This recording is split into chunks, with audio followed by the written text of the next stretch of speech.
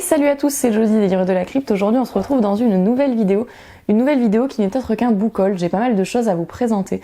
Donc on va commencer de ce pas, je vais vous montrer mes derniers achats.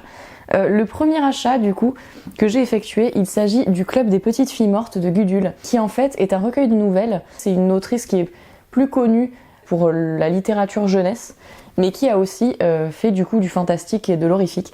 J'ai très hâte de découvrir ce que ça donne en fait. Je ne sais pas si on est vraiment dans de l'horreur jeunesse ou dans de l'horreur pure en fait, plus adulte.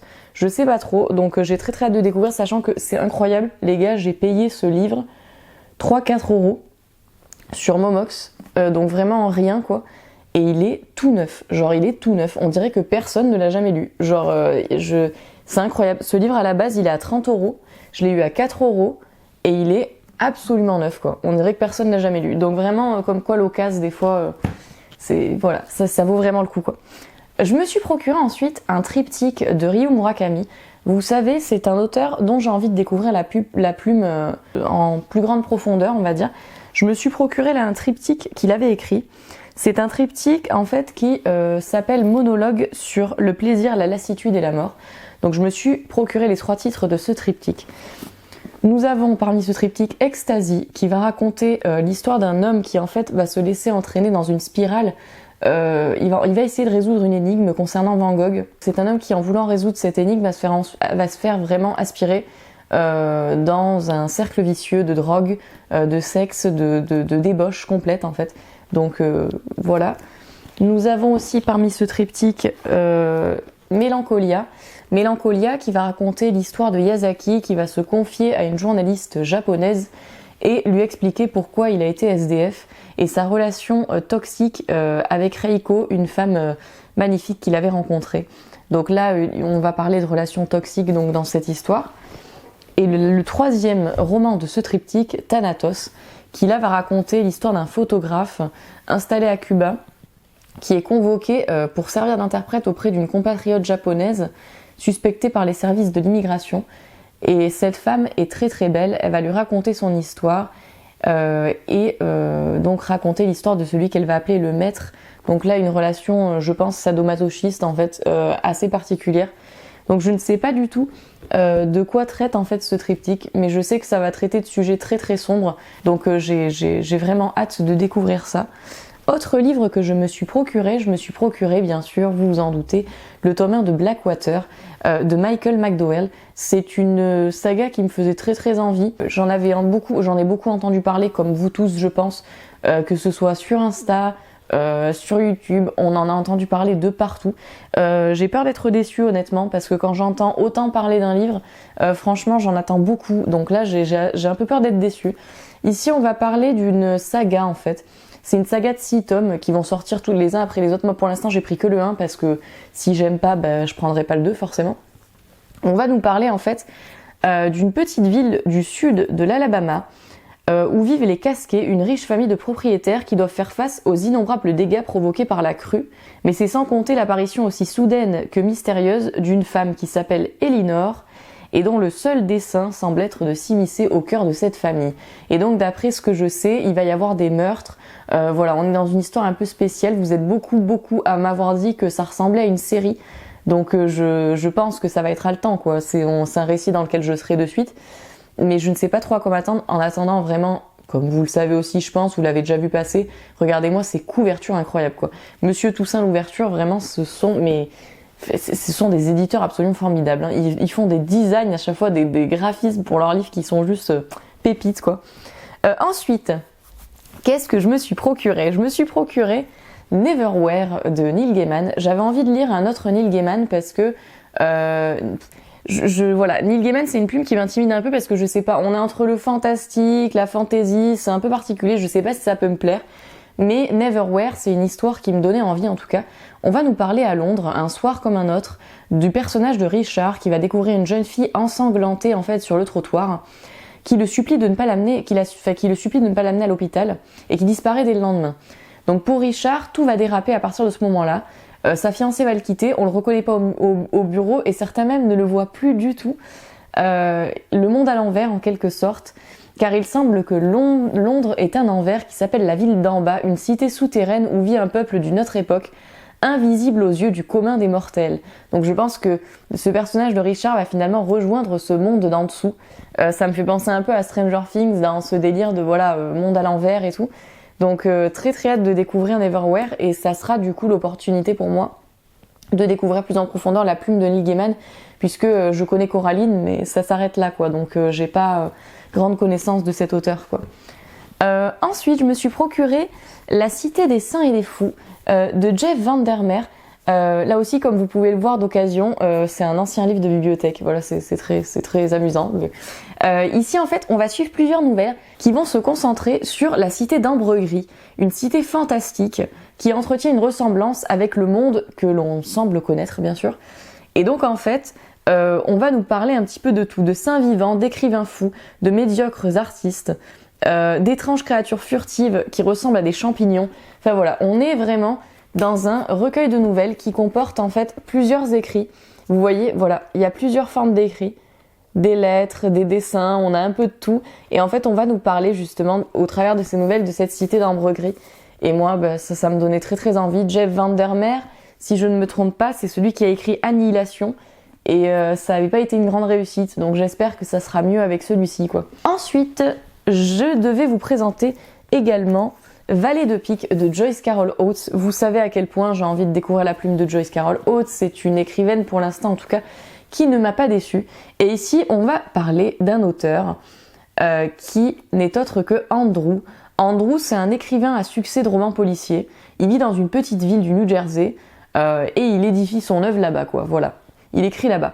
Mais il a un secret que même ses plus proches ignorent. Sous le pseudonyme de Vallée de Pique, il écrit des romans noirs, violents, pervers, des romances qui scandalisent autant qu'ils intriguent le monde littéraire. Cet équilibre tout en dissimulation qu'Andrew a patiemment élaboré va être menacé. La plainte d'une voisine, probablement un peu dérangée, qui l'accuse d'avoir plagié ses romans, sa fille qui lui pose des questions gênantes.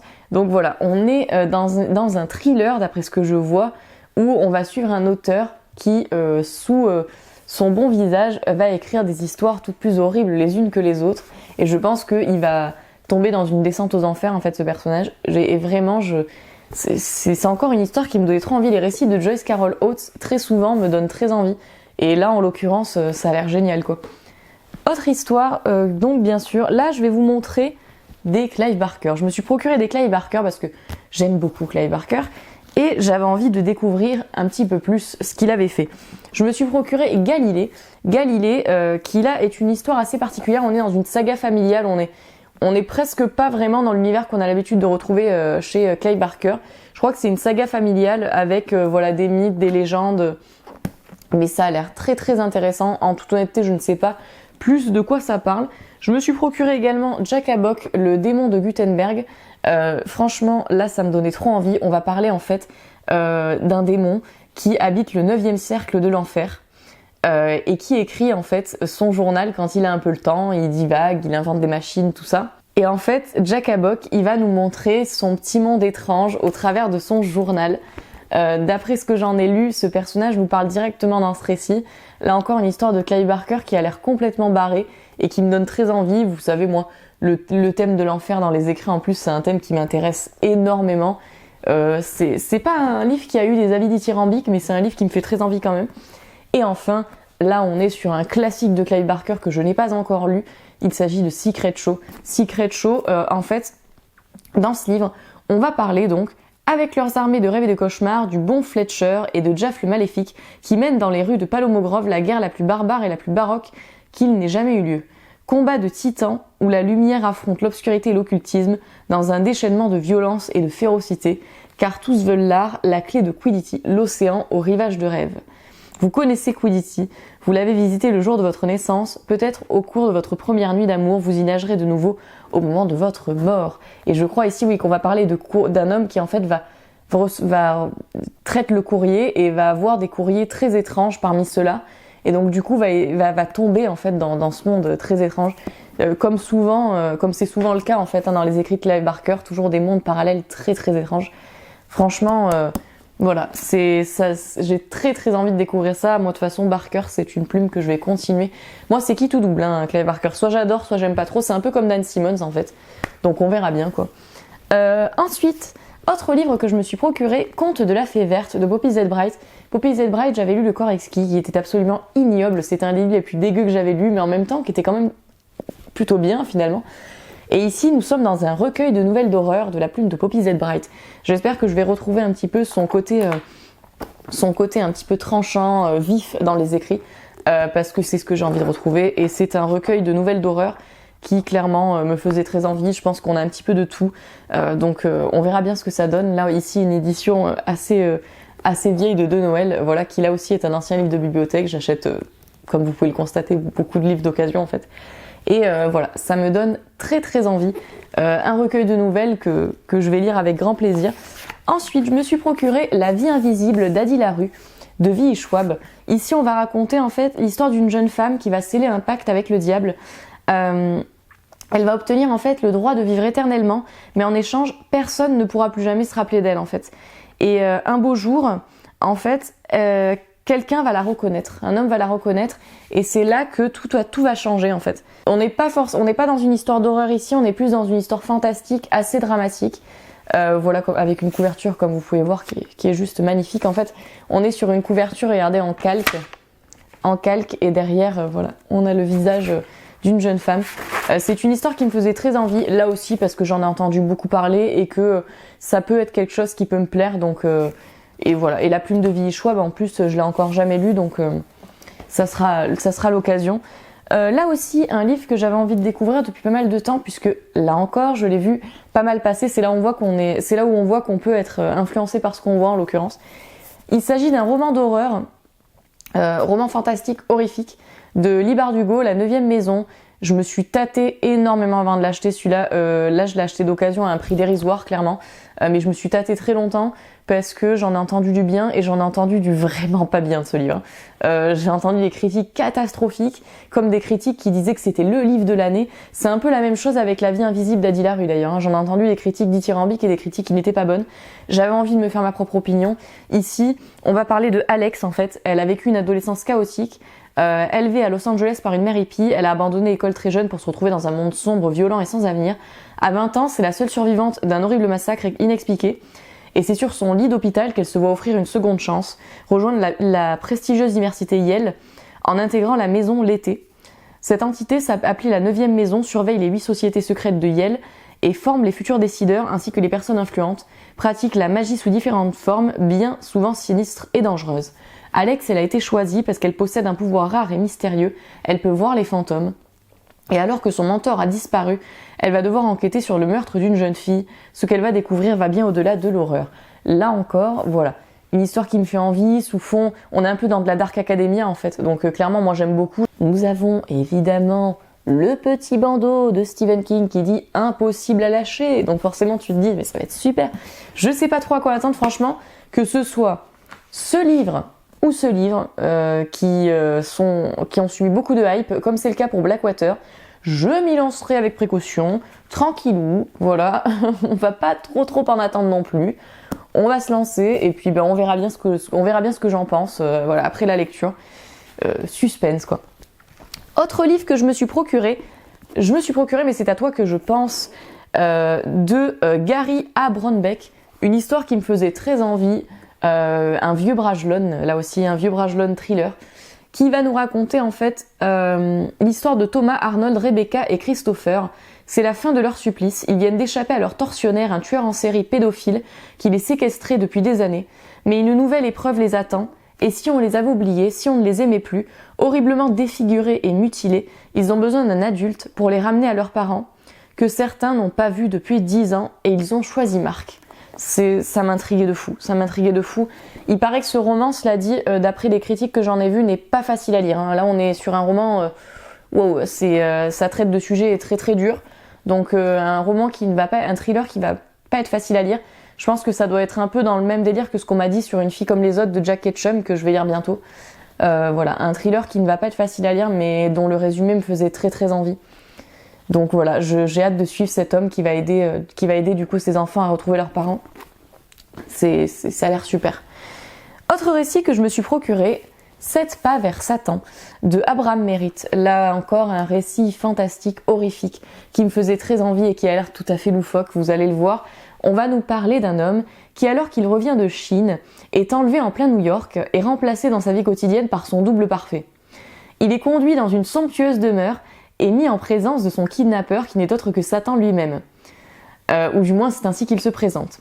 Collectionneur d'âmes et de beauté, comme il aime à se définir, ce dernier propose à cet homme d'entamer avec lui une partie dans un jeu dont la seule issue sera le pouvoir ou la mort, ce jeu, les 7 pas de Satan.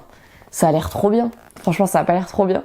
On nous parle voilà de Satan qui va mettre au défi un homme sur un jeu dont l'issue sera la mort ou voilà. Ça donne trop envie, clairement. Et puis cette couverture est absolument incroyable. De toute façon, moi les éditions Terre de Brume, je les trouve magnifiques. J'ai très hâte de découvrir cette histoire. Tout ce que j'aime finalement. Voilà, vous le savez, tout ce que j'aime. Je me suis procuré également un Patrick Sénécal. Il y aura des morts de Patrick Sénécal. Ici, je suis déjà en train de le lire, j'en suis quasiment à la moitié, voilà. Moi, de toute façon, les Sénécal, à chaque fois, je les bouffe à une vitesse. Enfin voilà, il a une écriture qui est extrêmement prenante, donc c'est quelque chose qui se lit assez rapidement. Franchement, on est dedans, donc, on va nous parler de la journée de Karl. Karl, en fait, c'est le propriétaire d'un bar. Et sa vie va basculer du jour au lendemain quand une femme va venir le voir au bar et va lui dire tu vas mourir aujourd'hui ou tu vas mourir, voilà. Et donc lui il va se dire mais what the fuck, et en fait à partir de ce moment-là le pauvre Karl, il va se faire traquer par des tueurs sanguinaires, voilà, toute la sainte journée. Donc sa vie va basculer alors qu'il avait une vie tranquille. Et je n'en sais pas plus. Voilà, j'en suis à la moitié pour l'instant. Je vais pas vous en dire, voilà, je vais pas vous raconter ce que j'en pense pour l'instant. Je vous en parlerai plus lors d'un update lecture. Mais encore un Sénécal qui, à mon avis, je pense, va me plaire. Voilà, c'est parti pour bien me plaire. Pour l'instant, je suis dedans, donc il n'y a pas de raison.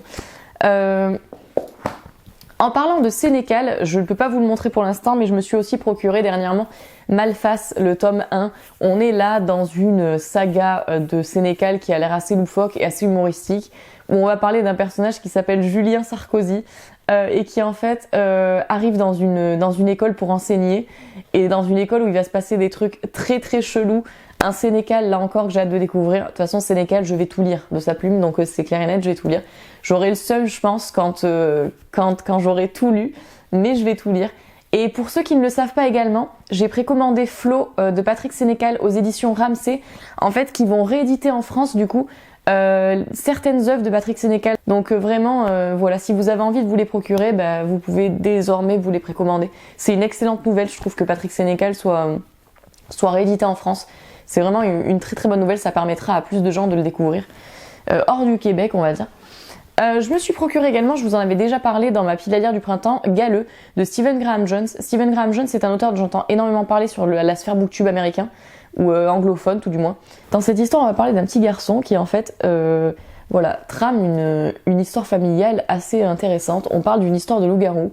Et ce petit garçon, il est persuadé que c'est sa condition. Voilà, il est persuadé que lui aussi c'est un loup-garou, mais il comprend pas pourquoi il se transforme pas. Et en fait, on va suivre les aventures du coup de ce personnage. Ça a l'air trop bien. Une histoire d'horreur qui traite de loup-garou en plus. Moi, c'est quelque chose que je n'ai pas lu depuis pas mal de temps. Franchement, la figure du loup-garou dans l'horreur. Donc, si vous avez envie de sauter le pas, franchement, ça a l'air trop bien. Je me suis procuré également, j'avais déjà le tome 1. Je me suis procuré Les Contes Macabres, tome 2 de Edgar Allan Poe, illustré par Benjamin Lacombe. C'est magnifique, c'est magnifique, hein, inutile de préciser. Vous savez à quel point en plus je suis fan de la plume d'Edgar Allan Poe, c'est un de mes écrivains préférés dans le fantastique. Et là vraiment on est sur un ouvrage magnifique qui en fait illustre ces récits. Il paraît cela dit que les récits qui se trouvent dans ce tome 2 sont moins bons que les récits qui étaient dans le tome 1. Mais voilà, moi ça va être un régal, je pense, de lire ça va être un régal. Ensuite, j'avais à vous présenter des sagas que je me suis procurées. Alors, là vous allez rigoler, mais c'est une saga, voilà, moi j'ai envie de m'y relancer. Je me suis reprocuré tous les Twilight, de Fascination jusqu'à Midnight Sun, hein. Je me suis tout reprocuré. Donc voilà, vous connaissez l'histoire, est-ce que j'ai vraiment besoin de vous résumer ça? Je veux dire, vous savez, l'histoire d'amour d'Edward et Bella, Edward qui est un vampire, Bella qui est une simple humaine, son ami Jacob qui est un loup-garou. Voilà, on va suivre un petit peu tout ça, dont l'histoire de Bella bien sûr qui va se retrouver en danger à la suite de ça, voilà. Donc Fascination, nous avons ici Tentation, Hésitation bien sûr, nous avons Révélation et nous avons enfin Midnight Sun qui va raconter l'histoire du tome 1, donc Fascination, sous le point de vue d'Edward. Voilà, moi je suis une grande fan de la saga Twilight. Quand je regarde les films, j'ai toujours une immense nostalgie. Je suis toujours absolument fan de Robert Pattinson. Je suis toujours amoureuse transie de Robert Pattinson, il faut le dire. Donc forcément, je me suis repris la saga qui a bercé mon adolescence, quoi. Voilà, la saga Twilight en livre, c'est une saga qui a bercé mon adolescence, les films aussi. Non, il fallait que je les ai dans ma petite bibliothèque parce que voilà, c'est mes petits livres doudous que je réouvrirai, voilà. Et j'ai envie en plus de tous les relire bientôt, donc voilà, pour voir si ça a bien vieilli ou si je trouve vraiment ça ridicule aujourd'hui. J'aime bien relire des trucs que j'ai beaucoup aimés en fait il y a des années de ça, pour voir si j'aime toujours ou si vraiment ça passe plus, quoi. Donc ça sera l'occasion de voir si Twilight ça passe toujours ou pas du tout. Ensuite, je me suis procuré des mangas, des sagas de mangas. Je me suis procuré Death Note en Black Edition, donc les 6 tomes. Voilà, les 6 tomes de Death Note en Black Edition qui sont absolument magnifiques, voilà, avec ces pages noires. La saga Death Note, c'est une saga de manga dont je suis fan absolu, que ce soit l'animé ou le manga écrit.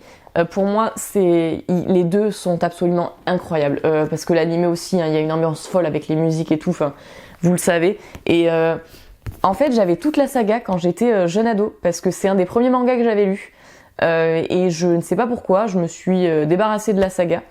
Et clairement, je me suis dit non, c'est trop dommage, parce que dernièrement, j'avais vraiment envie de tous les relire, sauf que je les avais plus, quoi. Et je me les suis reprocurés dans ces belles éditions. Ça prend moins de place dans la bibliothèque parce qu'il n'y a que 6 tomes. Et ça sera l'occasion pour moi de relire cette saga pour ceux, même si j'en doute là aussi comme Twilight, pour ceux qui ne savent pas de quoi ça parle. On va parler du personnage de Light Yagami qui va trouver un Death Note qui appartient à un dieu de la mort. Ce Death Note, en fait, tout simplement, quand on écrit le nom de quelqu'un dans ce Death Note, la cause de la mort, l'heure de la mort, ça arrive dans la réalité. Light, par conséquent, est un jeune assez brillant, très intelligent, et il va décider de faire sa propre justice lui-même en fait, puisqu'il va, grâce à ce Death Note, tuer les plus grands meurtriers qui existent. Voilà, et il va tomber dans là aussi, on est dans une spirale infernale, on est dans un thriller, puisqu'il va se faire traquer par la police, etc. C'est vraiment un manga que je peux que vous conseiller, quoi. On est dans un classique du manga, là. Donc clairement, c'est un manga que je peux que vous conseiller si vous ne connaissez pas. Death Note, c'est chef-d'œuvre absolu, quoi. Ensuite, autre manga et dernier livre de ce book haul que j'ai à vous présenter, je me suis procuré la saga Bâtard, qui n'est autre qu'un webtoon à la base. En fait, c'est un webtoon et c'est ce qu'on appelle un manhwa, voilà. Et c'est excellent. Bâtard, c'est officiellement un de mes mangas préférés. Et c'est pour ça que quand j'ai vu qu'ils avaient été édités, j'ai sauté sur l'occasion. Je vais les relire avec un immense plaisir, hein, les Bâtards. Là, il y a 5 tomes, voilà. Donc nous sommes sur 5 tomes. Qui sont franchement lourds, hein, en toute honnêteté. Mais pourquoi franchement lourds ? Parce que en fait, on est sur un manga qui est entièrement en couleur et dont les pages sont un petit peu, voilà, je sais pas si vous pouvez voir, on est sur des pages, voilà, assez épaisses. C'est exceptionnel. Si vous n'avez pas lu Bâtard, faites-le, que ce soit sur l'application Webtoon ou du coup par le biais du coup de ces livres qui ont été édités. Ici, on va suivre l'histoire d'un jeune garçon. En fait, si vous voulez, ce jeune garçon, il vit avec son père, sauf que son père, c'est un véritable serial killer en fait. Voilà, son père, son délire, c'est de tuer des jeunes filles. Et donc du coup, ce garçon a très très peur de son père, vous vous en doutez. Et un beau jour, à son école, en fait, il va rencontrer une jeune fille qu'il va apprécier, forcément, puisque ce jeune garçon devient adolescent et voilà, il commence à s'intéresser un petit peu aux filles. Et cette fille, il va bien l'aimer, quoi. Sauf que son père va jeter son dévolu dessus et il va avoir envie de la tuer. Ce jeune garçon, il sert très souvent de rabatteur à son père parce qu'il n'a pas d'autre choix en fait, hein. Il est menacé par son père, il n'a pas d'autre choix. Sauf que là, bah, du coup, il va pas y arriver. Il va pas vouloir lui donner cette jeune fille à son père parce qu'il aime bien et on va du coup suivre le combat de ce jeune homme pour empêcher en fait son père de tuer la fille qu'il aime. C'est incroyable. Ce manga est incroyable. Allez-y, foncez. Un des meilleurs mangas que j'ai lu voilà, dernièrement. C'est super quoi. Ce book haul est fini. Donc voilà, j'ai fini de vous présenter tous les livres que je m'étais procurés dernièrement. Pour terminer ce book haul, je vais vous montrer mes lectures du moment. Alors en ce moment, je suis en train de lire Il y aura des morts de Patrick Sénécal. Voilà, comme je vous l'ai présenté durant ce book haul. Mais je suis également en train de lire le webtoon #Killstagram qui me terrifie. Voilà, on parle en fait dans hashtag Instagram d'une jeune fille qui est assez connue sur les réseaux sociaux et notamment sur Instagram. Et en fait, cette jeune fille, il y a un tueur en série qui rôde et qui s'amuse à traquer justement les Instagrammeuses connues. Et elle va se faire traquer par cet inconnu qui est un psychopathe absolu. Et c'est une histoire terrifiante que je vous conseille si vous ne l'avez pas lu. Là aussi disponible sur l'application Webtoon sur téléphone. Donc voilà, assez facile d'accès quoi. Voilà pour ce book haul, j'espère que ça vous aura plu. Si vous connaissez certains des livres que je vous ai présentés ici, n'hésitez pas à me donner votre avis parce que ça m'intéresse. Moi en attendant, je vous fais de gros bisous et je vous dis à très vite pour une prochaine vidéo.